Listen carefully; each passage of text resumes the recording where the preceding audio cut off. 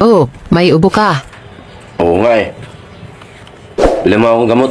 Wag na. Papatong na lang ako sa'yo.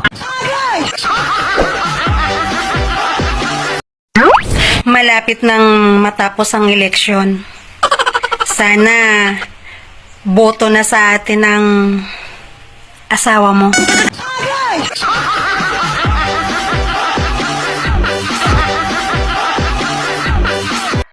Wala nga akong trabaho eh. Ano yung papakain sa pamilya ko? Kapag ang pamilya ko kinante, kahit sino ka pa, lalaban ako ng patayan sa'yo kahit patayin mo pa ako. Kailan? Kailan talaga estimate mo, bigyan mo kami? Baka next week.